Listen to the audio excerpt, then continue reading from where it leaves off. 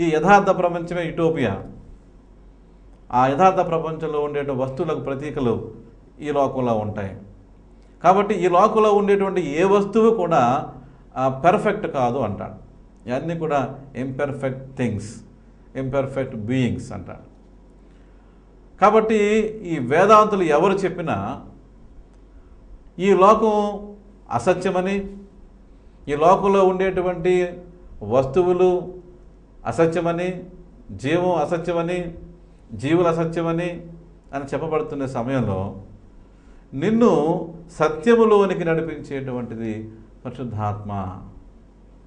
పరిశుద్ధాత్మ ఆ విధంగా మన సత్యంలో నడిపి, అందులో ఒక భక్తుడు ఒక పాట రాశాడు, ఆత్మ నడుపు సత్యములోనికి ఇప్పుడే నన్ను సత్యంలో నడిపించే పరిశుద్ధాత్మ అని ఒక చక్కని గీతాన్ని వ్రాయడం జరిగింది. దీని గురించి యాకోబు పత్రికలో వ్రాయబడిన వాక్యాలు మరింతగా ఈ యొక్క వాక్యాన్ని బలపరుస్తూ ఉన్నాయి. యాకోబు పత్రిక 1వ అధ్యాయం 17వ వచనంలో చక్కని మాటలు వ్రాయబడి ఉన్నాయి. శ్రేష్టమైన ప్రతి ఈవియు సంపూర్ణమైన ప్రతి వరమును పరసంబంధమైనదై జ్యోతిర్మయుడగు తండ్రి యొద్ద నుండి వచ్చును. ఆయన యందు ఏ చంచలత్వమైనను గమనాగమనం వల్ల కలుగు ఏ ఛాయ అయినను లేదు అంటూ ఉన్నాడు.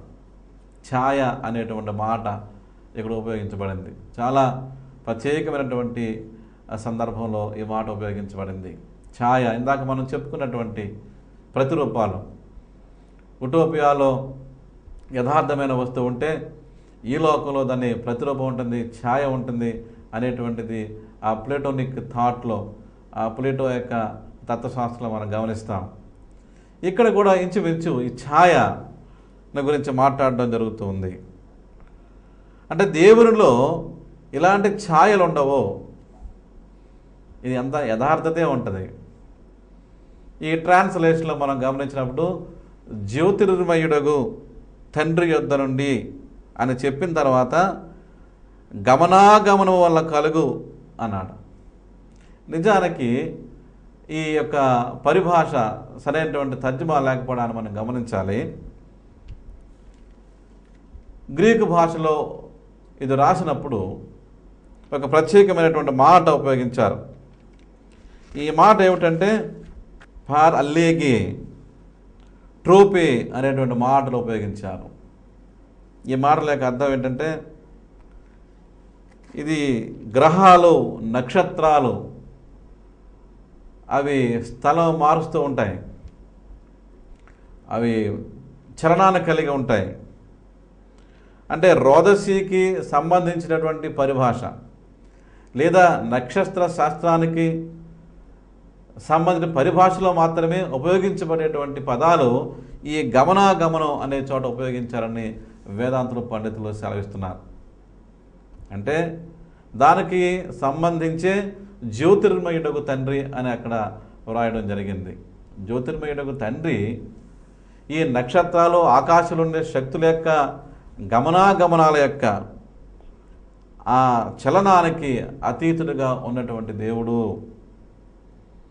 అంటే ఆకాశం ఉండే ఏవైతే గొప్ప నక్షత్రాలు, గొప్ప గ్రహాలు అని మనం భావిస్తున్నామో వాటి వల్ల ఏర్పడేటువంటి ఛాయ యొక్క ప్రభావం మన మీద ఉంటుందని చెప్పేసి మనం అనుకుంటూ ఉన్నాము. వాటికి మించినటువంటి దేవుడు, ఆయనలో ఆ ఛాయ ఏమాత్రం ఉండదు, అంటే వాటి యొక్క ప్రభావం ఉండదు.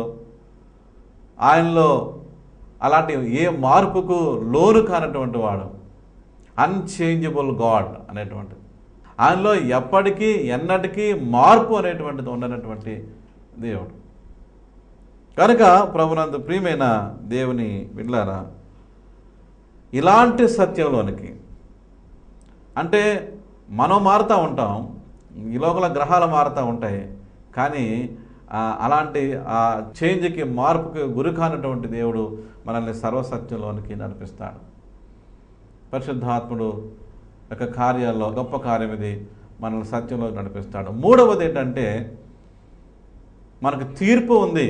ఆయన పాపమును గురించియు, నీతిని గురించియు, తీర్పును గురించి ఒప్పింపచేసేటువంటి దేవుడు. మూడవదిగా తీర్పును గురించి ఒప్పింపచేసేటువంటి దేవుడు అయి ఉన్నాడు.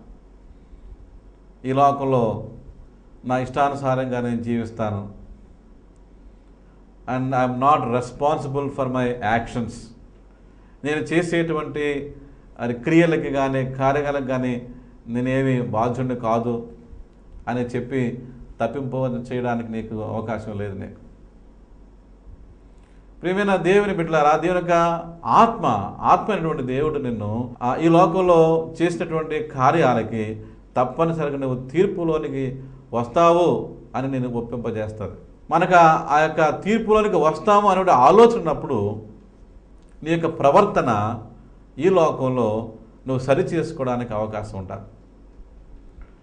తీర్పు అనేటువంటి దాని గురించి నీకు అవగాహన లేనప్పుడు తప్పనిసరిగా నిర్భయంగా ఎలాంటి దుష్కార్యానైనా చేయడానికి వెనుకాడం. కనుక దేవుడు నిన్ను తీర్పుని గురించి కూడా ఒప్పింపజేసేటువంటి దేవుడై ఉన్నాడు. పాపాన్ని గురించి, నీతిని గురించి, తీర్పుని గురించి ఒప్పింపజేస్తాడు. సర్వసత్యంలో మీరు నడిపించేటువంటి పరిశుద్ధాత్ముడై ఉన్నాడు. ఈ ప్రత్యేక సమయంలో ఈ యొక్క పాఠ్య భాగాల్లో ఉండే మరొక ముఖ్యమైన అంశాన్ని మీ ముందు ఉంచాలని నేను ఆశపడుతూ ఉన్నాను. ఈ ప్రత్యేక అంశం ఏంటంటే, తండ్రి అయినటువంటి దేవుని గురించి చెప్పబడింది. సువార్తలో యేసు ప్రభు గురించినటువంటి వార్త చెప్పబడింది. తాను ఈ లోకాన్ని విడిచి వెళ్తున్నానని చెప్పారు. అలాగా ఆయన వెళ్ళిన తర్వాత పంపబడేటువంటి ఆదరణకర్త అయినటువంటి పరిశుద్ధాత్మని గురించి యేసు ప్రభు చెప్పారు. అంటే త్రిత్వ దేవుని యొక్క ఏకత్వాన్ని సూచించేటువంటి ముఖ్యమైనటువంటి అంశాలు ఈ రెండు పాఠ్య భాగాల్లోనూ మనం గమనించాలి. చాలామంది త్రిత్వ దేవుని గురించినటువంటి అవగాహన లేకపోవడం మరి విచారకరమైన సంగతి. దేవుని యొక్క ఆజ్ఞ లేకుండా పరిశుద్ధాత్మను కూడా ఏవైతే చెప్పడానికి దేవుడు అనుమతించడో ఆ విషయాలను చెప్పడానికే పరిశుద్ధాత్మ. కాబట్టి ఈ ముగ్గురు మధ్య ఉండేటువంటి తండ్రి కుమార పరిశుద్ధాత్మల మధ్య ఉండేటువంటి సమన్వయాన్ని గురించి చెప్పినటువంటి ముఖ్యమైన పాఠ్యభాగాల్లో పరిశుద్ధ గ్రంథంలో ఈ యొక్క రెండు పాఠ్యభాగాలు ప్రాముఖ్యమైనవిగా మీ ముందు ఉంచుతూ ఉన్నా. కనుక త్రిత్వ ఐక్య దేవుణ్ణి విశ్వసించేటువంటి వారుగా మనం ముందు కొనసాగాలి. పరిశుద్ధాత్మని గురించి, పరిశుద్ధాత్మ కార్యాల గురించినటువంటి అవగాహన కలిగి ఉండాలి. తప్పనిసరిగా పరిశుద్ధాత్మని యొక్క శబ్దాన్ని లేదా మన యొక్క హృదయంలో పరిశుద్ధాత్మ పనిని గుర్తించేటువంటి విశ్వాసంగా ఉండాలి. అందుకని అంటాడు, ఆత్మ లేనివాడు నావాడు కాడు. పరిశుద్ధాత్మ కలిగి ఉన్నప్పుడే దేవునికి నీకుని అనుసంధానం ఏర్పడుతుంది.